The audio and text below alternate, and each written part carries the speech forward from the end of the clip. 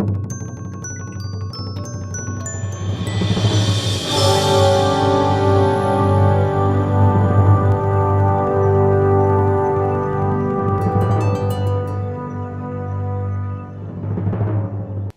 self-compassion, best thing since sliced bread. Why isn't there more of it?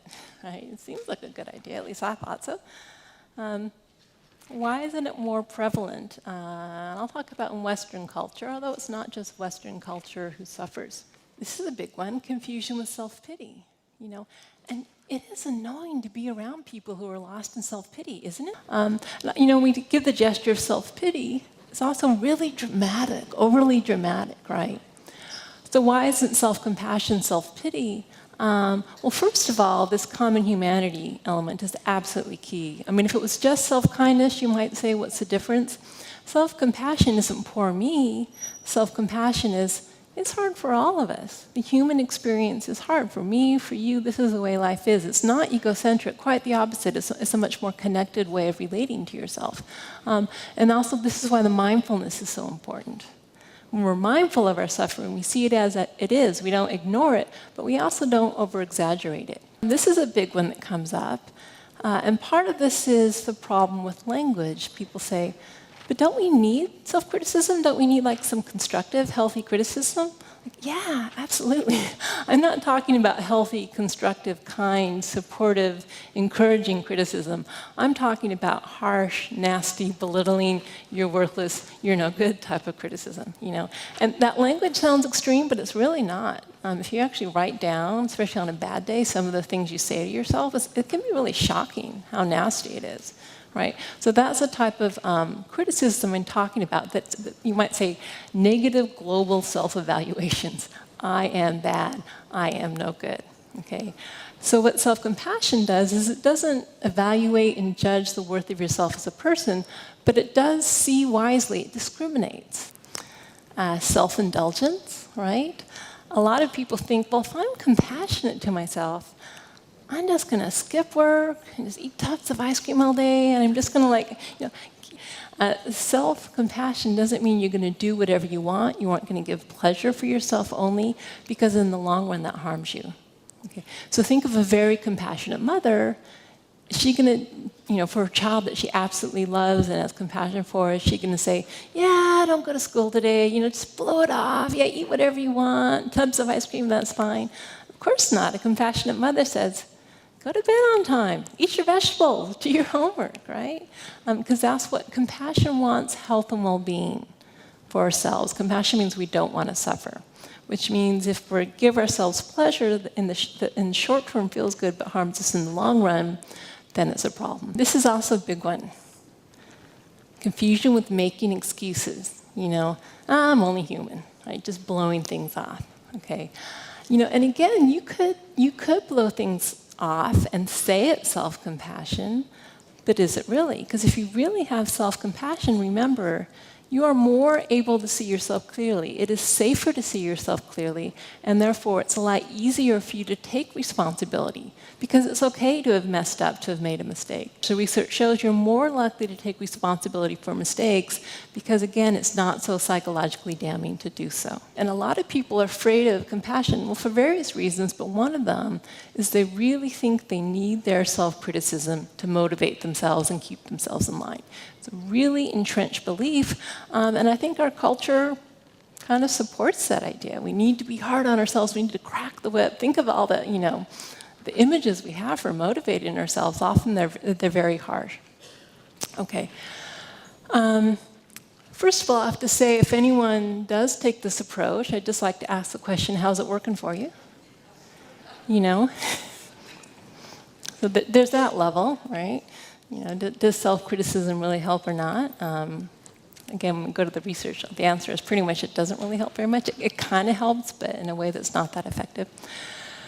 So what happens when we're motivating ourselves with self-criticism? It's the carrot and stick approach, right? The carrot is, I want to feel good about myself. The stick is, I don't want to feel bad about myself, right? So that's how we're moving ourselves along. It's really a fear-based type of motivation. I am not okay if I fail, therefore I must try harder and succeed so I will be okay. So then the other way to motivate yourself is with self-compassion, not self-criticism. So self-compassion, there is motivation inherent in self-compassion, but it's all about wanting health and well-being for yourself and encouraging and supporting yourself to be healthy as opposed to saying you are not worthwhile if you fail. Okay, so, and I've got this picture of a father and his son because I really think it's a lot easier to understand these concepts when we think about friends or parents and children and then apply them to ourselves. So we've got two scenarios, right? One is a boy comes home from high school with a failing math grade. Okay, and the kid wants to go to college. This is a problem.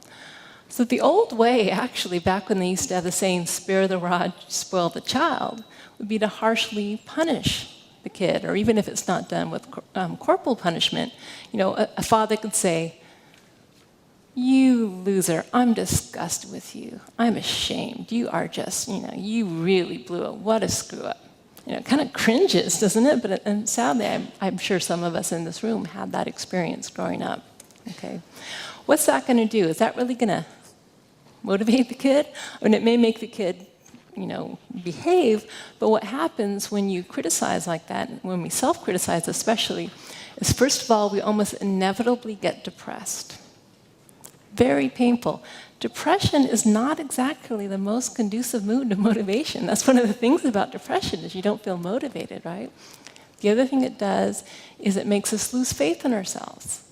If we all the time tell ourselves, I'm no good, I'm not worthy, I can't do it, we don't feel confident to take on new tasks. And actually, the research shows that self-confidence, or perceived confidence, is one of the most important factors in motivation that makes people keep trying.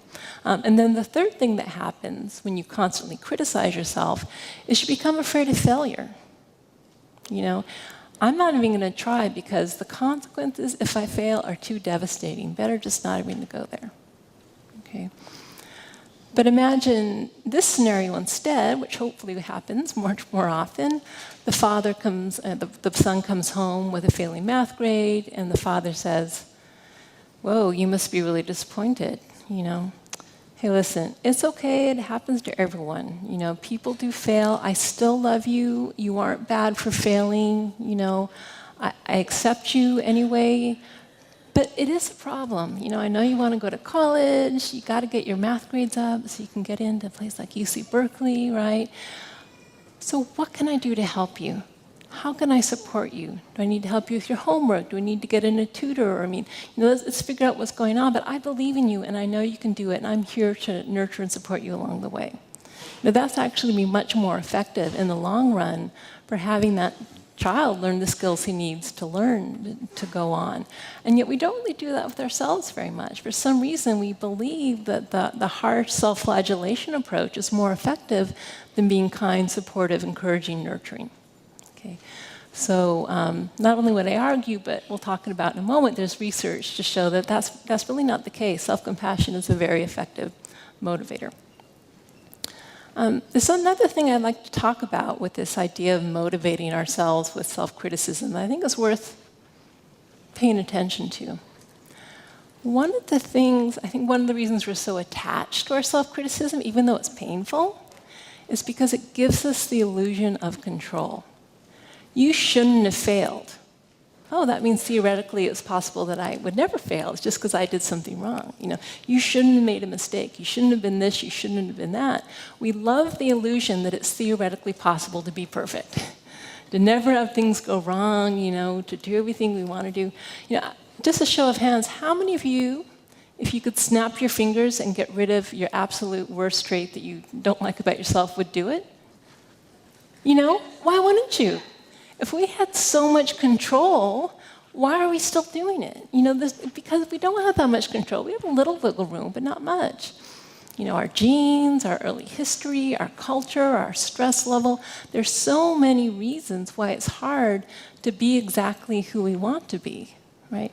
But somehow when we criticize ourselves, we feel that, well, maybe if I just tried that little bit harder, I could be perfect. And that's not reality. Okay, so self-compassion takes a different approach. First of all, self-compassion is about self-acceptance. I fully accept myself as I am, flaws and all. I have compassion, kindness, love, even though I'm not perfect, even though I don't fail. And self-compassion is not about self-improvement or evaluating yourself. Am I good enough or not? Trying to do more and more and more so I can see myself positively. It really is about accepting who you are as you are. Okay, well, does that contradict what I just said about motivation? Doesn't self-acceptance mean being passive, being complacent? Doesn't acceptance just mean acceptance? Well, yeah, it does, right? So if you accept things as they are, then how does that help motivate, make a change, right? And Carl Rogers talked about this very beautifully. The curious paradox, and it is a paradox, is that when I accept myself as I am, then I can change, right? And if you think of what's happening there, when we accept ourselves fully and we embrace who we are, flaws and all, then it actually does allow us to see ourselves clearly, because it's safe to see ourselves clearly, and because we care about ourselves and don't want to suffer, we're going to try as much as possible to make changes that are, make us healthier and happier. But we also know that if we don't succeed, it's still okay. Right, so there's not this pressure of you are a bad person unless you change. Yeah, it'd be great if you could change, you'd be happier, but I accept you regardless. Right? And so sometimes I think of the way self-compassion is useful for motivating is it plants seeds. It plants seeds of, I'd really like not to suffer so much. I'd really like to be happier. I'd really like to be more fulfilled in this area. So I'm going to water those seeds with a sense of care and nurturance and kindness. But I know at the end of the day, I don't have total control whether or not that tree is going to grow. But I'm going to do what I can.